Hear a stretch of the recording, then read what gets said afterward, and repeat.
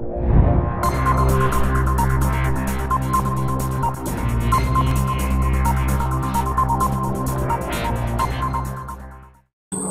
pagi pemirsa sekalian, akan saya sampaikan berita pertama. Tadi pungkiri bahwa Indonesia sangat mudah menerima masuknya kebudayaan Indo-Buddha. Unsur-unsur kebudayaan Indo-Buddha tersebut berpadu dengan kebudayaan asli Indonesia, sehingga terjadi proses akulturasi budaya dan proses sinkretisme kepercayaan.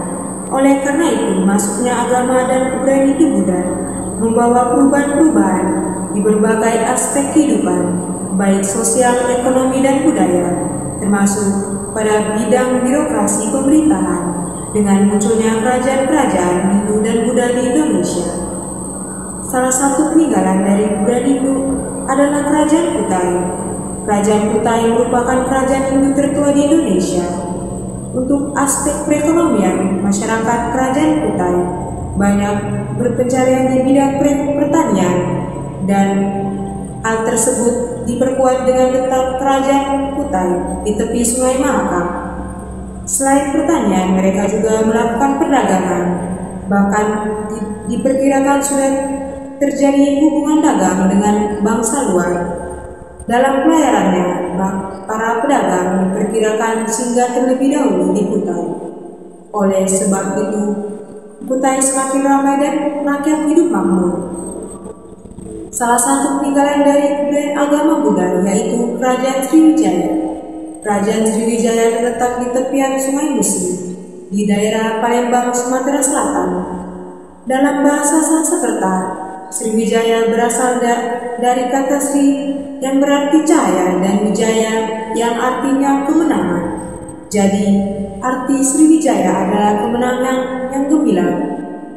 Kerajaan Sriwijaya dapat dilihat dari keberhasilannya di beberapa bidang seperti bidang maritim dengan menguasai jalur perdagangan melalui Selat Malaka, Selat Sunda, dan Semenanjung Malaya.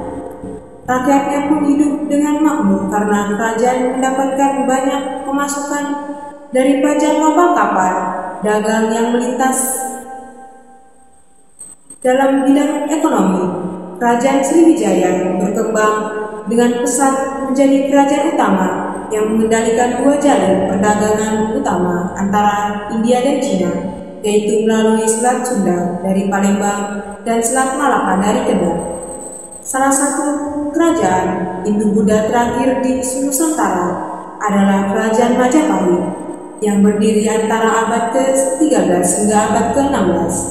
Kerajaan Majapahit didirikan pada 1293 Masehi oleh Raden Wijaya, menantu Kartanegara, raja terakhir Kerajaan Singasari. Di bawah kekuasaan Hayam Wuruk, Majapahit berhasil menaklukkan Sumatera, Semenanjung, Kalimantan, Sulawesi, Kepulauan Nusa Tenggara, Maluku, Papua, Turusik, dan sebagian kepulauan Filipina. Selain itu, kerajaan ini juga menjalin relasi dengan Champa, Kamboja, Siam, Burma bagian selatan, Vietnam, dan Cina. Sejarah berdirinya Kerajaan Majapahit diawali dengan runtuhnya Kerajaan Singasari pada 1292 Masehi akibat pemberontakan Jayakatwang, Adipati Kediri. Masa keemasan kerajaan ini berlangsung pada masa di pemerintahan oleh Hayam Wuruk. Kejayaan Majapahit tidak luput dari peran Gajah Mada, Mahapati yang berhasil menumpas semua pemberontak dan bersumpah akan menyatukan wilayah Nusantara. Sumpah Palapa yang dilontarkan Gajah Mada pun terlaksana. Sementara dalam bidang ekonomi, keberhasilan Majapahit berkembang hingga menjadi salah satu kerajaan yang makmur dan sejahtera karena dua faktor utama.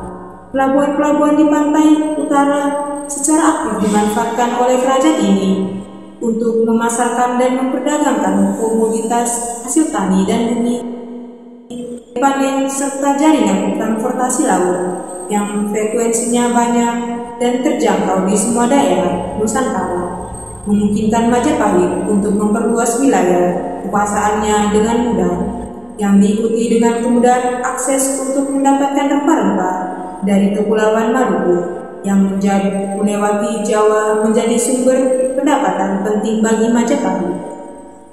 Pemirsa, kami masih akan kembali dengan informasi yang menarik usai jeda. Tetaplah bersama kami.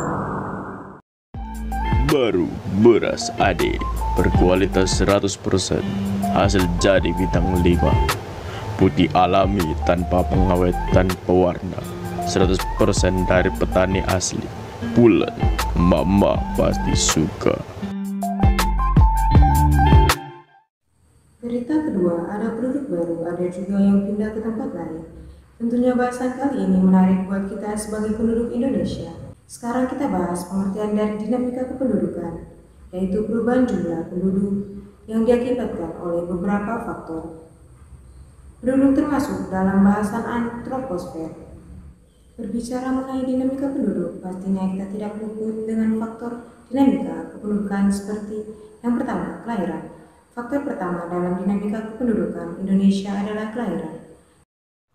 United Nations Population Fund Indonesia memproyeksikan jumlah penduduk Indonesia pada 2019 akan mencapai 266,9 juta jiwa dengan komposisi 134 juta jiwa laki-laki dan 132,8 juta jiwa perempuan. Sementara itu, jumlah kematian sebesar 1,6 juta jiwa pada 2019 dan terus menanjak hingga 2045 sebesar 3,2 juta jiwa kematian. Faktor selanjutnya dari dinamika kependudukan adalah kematian atau moralitas. Meski totalnya cukup besar, angka kematian harian COVID-19 di tanah air sudah semakin menurun di tengah penularan virus corona yang semakin terkendali. Sebelumnya, Indonesia sempat dilanda gelombang kedua COVID-19 pada Juli 2021 yang mengakibatkan ribuan kematian akibat corona. Faktor yang ketiga adalah mobilitas permanen. Mobilitas permanen memiliki sifat yang perpindahannya tetap atau dalam jangka waktu yang sangat lama. Mobilitas non-permanen, mobilitas ini memiliki sifat yang perpindahannya tidak tetap atau dalam waktu singkat, misalnya untuk bersekolah atau bekerja. Tentunya mobilitas masyarakat di Indonesia sangat terganggu oleh situasi yang terjadi saat ini. Dalam laporan resmi Organisasi Internasional untuk Migrasi, secara umum mobilitas penduduk secara global mengalami peningkatan dalam kurun waktu 10 tahun. Hingga 2019 ada sekitar 272 juta penduduk yang dilahirkan di luar negaranya atau migran. Soal alasan utama penduduk migran adalah bekerja, terutama laki-laki. Selain itu, alasan berpindah juga ada alasan konflik di negaranya. Setelah pandemi COVID-19 datang, banyak negara menghentikan pergerakan penduduk, sebab yang ditakutkan adalah para pendatang terjangkit COVID-19. Indonesia pada awal Maret masih mengirim pekerja migran ke negeri luar seperti Taiwan, Hong Kong atau Malaysia. Berbeda dengan Filipina, sebelum ada pandemi COVID-19, memang di negaranya sudah ada kebijakan melakukan pemulangan tenaga kerja migran. Hal ini dilakukan dalam rangka perlindungan tenaga kerja, khususnya bagi tenaga kerja yang bermasalah. Pemirsa, kami masih akan kembali dengan informasi yang menarik usai jeda. Tetaplah bersama kami. Baru beras AD berkualitas 100%, hasil jadi bintang 5, putih alami tanpa pengawet tanpa warna, 100% dari petani asli. Bulan, mama pasti suka. Berita selanjutnya, Polda Metro Jaya menetapkan tersangka terkait kasus kerumunan di Holy Wings Kemang, Jakarta Selatan beberapa waktu lalu. Tersangka adalah Jas, selaku manajer outlet Holy Wings Kemang. Dari hasil gelar perkara ditetapkan satu orang tersangka. Ini adalah manajer outlet Cafe Holy Wings Tavern Kemang, Jakarta Selatan, kata Kabid Humas Polda Metro Jaya, Kombes Yusri Yunus, kepada wartawan di Polda Metro Jaya, Jakarta, Jumat 17 September 2021. Seperti diketahui, Holy Wings Kemang digerebek petugas pada 4 September 2021. Cafe Holy Wings Kemang dirazia karena terdapat kerumunan. Dari hasil pendalaman, yang didapatkan tersangka telah diberikan sanksi oleh Satpol sebagai 3 kali, katanya. Di sisi lain, tersangka tidak menerapkan aturan operasional usaha selama masa PPKM level 3, tidak memiliki scan QR berkode Peduli Lindungi yang diwajibkan disiapkan di masing-masing kafe, mal, dan restoran. 3 kali langgar PPKM sebelumnya, Satpol PP DKI Jakarta membukukan izin operasional Holy Wing Travel Kemang setelah melanggar aturan PPKM level 3. Holy Wing Kemang tidak boleh beroperasi selama pandemi karena sudah berkali-kali melanggar aturan. Berdasarkan data yang kami miliki, tempat ini sudah 3 kali melakukan pelanggaran. Yang pertama pada Februari 2021, Maret 2021, kemudian kemarin tanggal 4 September, ujar Kasatpol PP DKI Jakarta Arifin Selasa 7 September. Sesuai peraturan daerah nomor 2 tahun 2020, Satpol PP memberikan sanksi tegas kepada Holy Wings yang sudah melakukan pelanggaran berulang-ulang. Izin operasional Holy Wings dibukukan selama pandemi COVID-19. Pemirsa, kami masih akan kembali dengan informasi yang menarik usai jeda. Tetaplah bersama kami. Baru beras AD berkualitas 100%, hasil jadi bintang 5, putih alami tanpa pengawet dan pewarna, 100% dari petani asli. Bulan, mama pasti suka.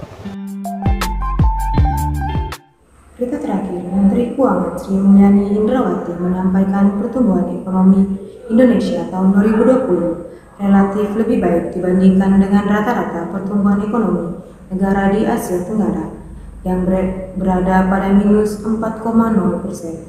Berdasarkan data Asia Development Outlook pada April 2021, Indonesia mengalami kontraksi ekonomi tahun 2020 sebesar minus 2,7%.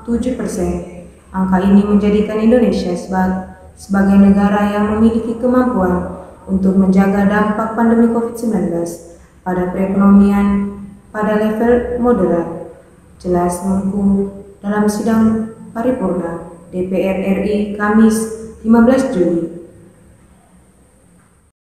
Pemerintah merespon pandemi COVID-19 di tahun 2020 dengan mengambil langkah-langkah ekstraordinari, yaitu memberikan stimulus ekonomi dan keuangan, program penanganan pandemi COVID-19, dan pemulihan ekonomi nasional diarahkan untuk menangani dampak kesehatan dari pandemi COVID-19, serta memulihkan perekonomian nasional secara cepat dan responsif untuk menjaga daya tahan fiskal akibat belanja negara yang bertambah untuk menangani pandemi. Pemerintah bekerja sama dengan Bank Indonesia dalam penerbitan surat berharga negara khusus melalui skema Burden Sharing. SBN ini digunakan untuk mendanai kluster yang bermanfaat langsung bagi masyarakat, yaitu bidang kesehatan, perlindungan sosial, dan dukungan kepada kementerian negara atau lembaga dan pemerintah daerah, UMKM, dan pembiayaan korporasi, serta secara khusus digunakan untuk pencadangan pengadaan vaksin bagi seluruh rakyat Indonesia. Perekonomian Indonesia 2020 yang diukur berdasarkan produksi domestik bruto atas dasar harga berlaku mencapai 15.434,2 triliun dan PDB per kapita mencapai 56,9 juta. Struktur ekonomi Indonesia secara spesial pada 2020 didominasikan oleh kelompok provinsi di Pulau Jawa sebesar 58,75% dengan kinerja ekonomi yang mengalami kontraksi pertumbuhan sebesar 2,51%. Saudara, lumayan lama saya menemani Anda dan saya harus mengakhiri liputan adik pagi ini. Saya Elizabeth Emma mengucapkan terima kasih atas kebersamaan Anda. Selamat pagi, sampai jumpa.